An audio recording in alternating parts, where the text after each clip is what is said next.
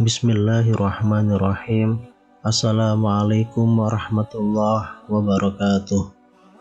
Syukur alhamdulillah kita bisa berjumpa lagi di channel ini. Sholawat dan salam semoga selalu tercurahkan kepada junjungan kita Nabi besar Muhammad SAW. Allahumma sholli ala Sayyidina Muhammad wa ala ali Sayyidina Muhammad. Harapan dan doa saya untuk saudaraku semua yang menonton video ini, semoga saudaraku semua selalu diberikan kesehatan oleh Allah, dimudahkan segala urusannya, dilapangkan rezekinya, diampuni segala dosanya. Amin ya rabbal alamin. Sahabat beriman yang dirahmati Allah, dalam hadis Nabi SAW ada banyak sebab yang dijelaskan tentang kaum wanita yang mendominasi penghuni neraka. Dalam kitab Jahannam Ahwaluha wa Ahluha dan At-Tazkirah, Imam Qurtubi rahimahullah menjelaskan bahwa penyebab banyaknya kaum wanita menjadi penghuni neraka adalah hawa nafsu yang mendominasi pada diri mereka, kecondongan mereka kepada kesenangan-kesenangan dunia, dan berpaling dari akhirat karena kurangnya akal mereka dan mudahnya mereka tertipu dengan kesenangan-kesenangan dunia yang menyebabkan mereka lemah untuk beramal. Kemudian Imam Qurtubi menambahkan bahwa kaum wanita sebab yang paling kuat untuk memalingkan kaum lelaki dari akhirat disebabkan adanya hawa nafsu dalam diri mereka. Kebanyakan dari mereka memalingkan diri mereka dari akhirat, cepat tertipu jika diajak kepada penyelewengan terhadap agama, dan sulit menerima jika diajak kepada akhirat.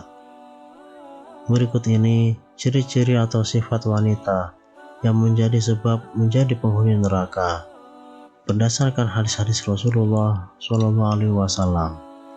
Yang pertama adalah tidak mensyukuri pemberian suami. Disebutkan dalam hadis yang diriwayatkan Abu Sa'id Al-Khudri, ia berkata, Rasulullah keluar saat Idul Adha atau Idul Fitri dan melewati para wanita.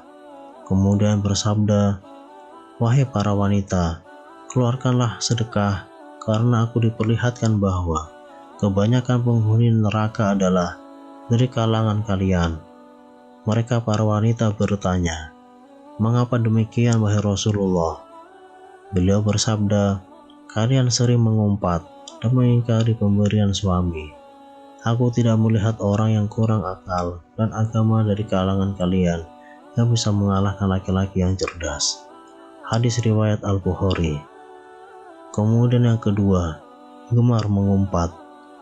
Mengumpat juga disebut Nabi sebagai sifat yang menyebabkan perempuan masuk neraka. Berbeda dengan pria, kaum Hawa memiliki beragam aktivitas lisan yang dapat menjerumuskan mereka kepada keburukan. Selain mengumpat, sifat gemar mengadu domba juga sangat erat pada wanita meski ancamannya neraka. Dari Hudzaifah, Rasulullah bersabda, tidak akan masuk surga orang yang suka namimah atau adu domba. Hadis riwayat Al-Bukhari dan Muslim. Wanita yang notabene gemar mengobrol, berbincang, bergosip, seringkali terjatuh pada kata-kata yang menjelekkan orang lain, lalu saling mengadu domba di antara mereka. Kedua penyakit lisan ini bukanlah dosa sederhana. Kemudian yang ketiga, gugat cerai tanpa alasan. Dari Sauban, bahwasanya Rasulullah bersabda, wanita mana saja yang meminta cerai tanpa ada alasan yang jelas, maka haram baginya mencium bau surga. Hadis riwayat Abu Dawud, At-Tirmizi, dan Ibnu Majah.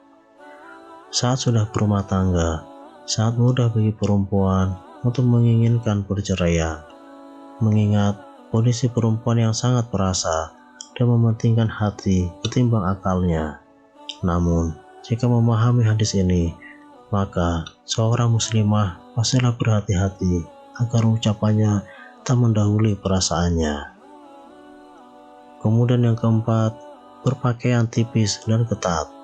3 golongan wanita berikutnya terangkum dalam sebuah hadis riwayat Abu Hurairah. Rasulullah Shallallahu Alaihi Wasallam bersabda, ada 2 golongan penghuni neraka yang belum pernah aku lihat. Pertama, suatu kaum yang membawa cambuk seperti ekor sapi. Dengannya ia memukuli orang. Kedua, wanita-wanita yang berpakaian tetapi telanjang. Mereka berlenggak-lenggok dan condong dari ketaatan. Rambut mereka seperti punuk onta yang miring. Mereka tidak masuk surga dan tidak akan mencium baunya. Padahal sesungguhnya bau surga itu tercium dari perjalanan sejauh ini dan ini. Hadis riwayat Muslim. Tentang hadis ini, Imam An-Nawawi menjelaskan bahwa wanita yang berpakaian tapi telanjang memiliki beberapa tafsir, yaitu pertama, wanita yang mendapat nikmat namun enggan bersyukur kepadanya.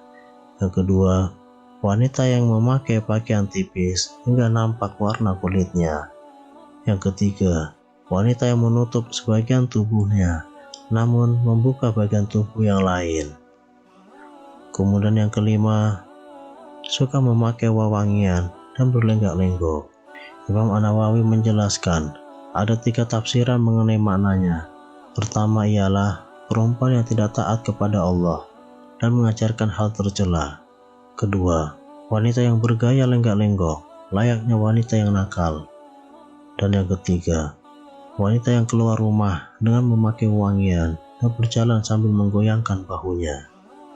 Kemudian yang keenam, wanita yang kepalanya seperti punuk onta.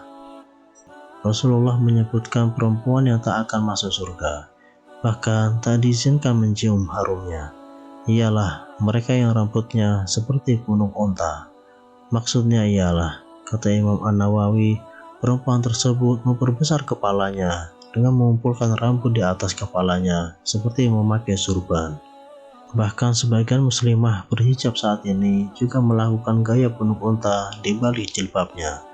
Bagian belakang dan atas kepala mereka menonjol dan nampak seperti punuk unta. Meski dibalut jilbab, tonjolan itu tetap nampak dan menyerupai ciri perempuan yang disebutkan dalam hadis Nabi. Kemudian yang ketujuh, wanita yang mengaku marga selain dari ayahnya. Dari Abdullah bin Amr, Rasulullah bersabda, barang siapa mengaku keturunan dari orang lain yang bukan ayahnya sendiri, maka ia tidak akan mencium bau surga. Padahal bau surga telah tercium pada jarak 70 tahun atau 70 tahun perjalanan. Hadis riwayat Ahmad. Saat ini cukup banyak kasus orang tua angkat yang menganggap anak tiri sebagai anak kandung. Alhasil, si anak tak tahu siapa ayahnya dan mengaku keturunan ayah tirinya. Kasus lain, anak hasil perzinahan yang mengaku sebagai anak dari ayah biologisnya. Padahal, status dalam syariat, ia bukanlah keturunan ayah tersebut, meski darah sang ayah mengalir padanya. Wallahu a'lam. Kemudian yang kedelapan, wanita yang menyemir rambut. Golongan wanita berikutnya yang akan diusir dari pintu surga, tak bisa memasukinya, bahkan tak bisa mencium harumnya ialah mereka yang menyemir rambutnya dengan warna hitam. Dari Abdullah bin Abbas, Nabi Allah bersabda, pada akhir zaman nanti akan ada orang-orang yang mengecat rambutnya dengan warna hitam, seperti warna mayoritas dada merpati. Mereka tidak akan mendapat bau surga. Hadis riwayat Abu Dawud. Kemudian yang kesembilan, istri yang tidak taat pada suami.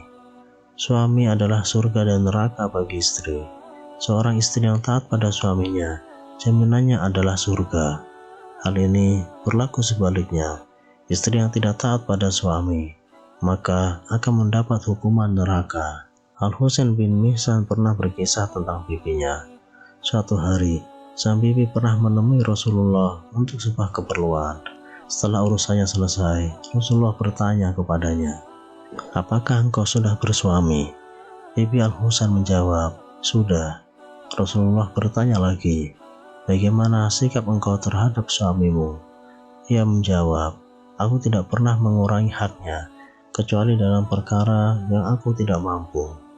Rasulullah lalu bersabda, perhatikanlah pergaulanmu dengan suamimu, karena suamimu adalah surga dan nerakamu. Hadis riwayat Ahmad. Kemudian yang ke-10, wanita yang menyerupai lelaki. Dari Abdullah ibnu Umar, Rasulullah bersabda, ada 3 golongan yang tidak akan masuk surga, dan Allah tidak akan melihat mereka pada hari kiamat kelak. Yang pertama, anak yang durhaka kepada kedua orang tuanya. Yang kedua, wanita yang berperilaku seperti lelaki. Dan yang ketiga, dayuts atau kepala keluarga yang tidak memiliki kecemburuan terhadap keluarganya dan membiarkan kemaksiatan di tengah-tengah mereka. Hadis riwayat An-Nasa'i. Golongan wanita yang terakhir, yakni mereka yang berpenampilan layaknya pria, bahkan kelak tak akan dipandang oleh Allah. Dilempar ke neraka saja sudah begitu perih, apalagi tak sudi dilihat oleh Rob yang agung. Semoga kita semua terhindar dari api neraka. Amin ya rabbal alamin. Wallahu a'lam. Wassalamualaikum warahmatullahi wabarakatuh.